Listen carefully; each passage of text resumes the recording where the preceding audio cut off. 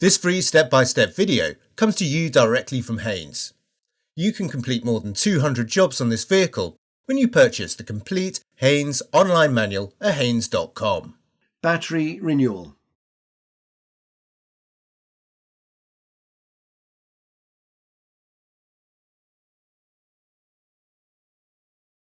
Open the boot lid or tailgate and take out the luggage compartment floor. Undo the plastic nut and either lift out the spare wheel if fitted or lift off the cover over the toolkit. Where fitted, note the position of the subwoofer fixings, then disconnect the subwoofer wiring connector, then undo the bolts and remove the subwoofer from the vehicle.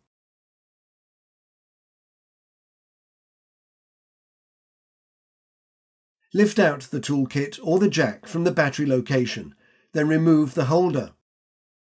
Undo the 4 bolts and lift out the mounting frame for the toolkit cover or spare wheel.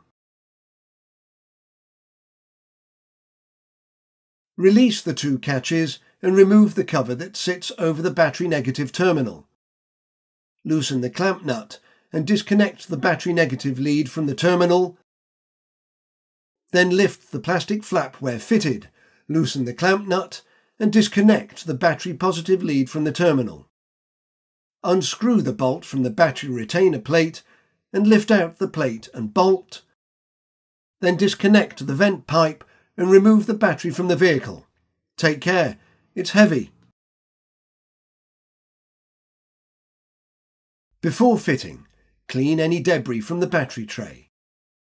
Position the new battery into the vehicle, then refit the battery retainer plate and tighten the bolt, and refit the vent pipe to the battery. Refit the battery positive lead and tighten the clamp nut. Refit the plastic flap where fitted. Refit the battery cover, then fit the spare wheel mounting frame, securing it in position by tightening the bolts.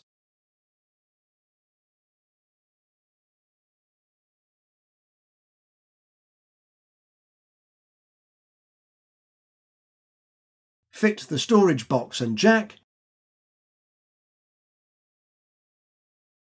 then position the subwoofer back in the vehicle. Secure it in place by tightening the fixings, then connect the wiring connector to the subwoofer. Reconnect the battery negative lead to the terminal and secure the clamp nut. Close the flap over the negative terminal. Fit the spare wheel and secure it in position.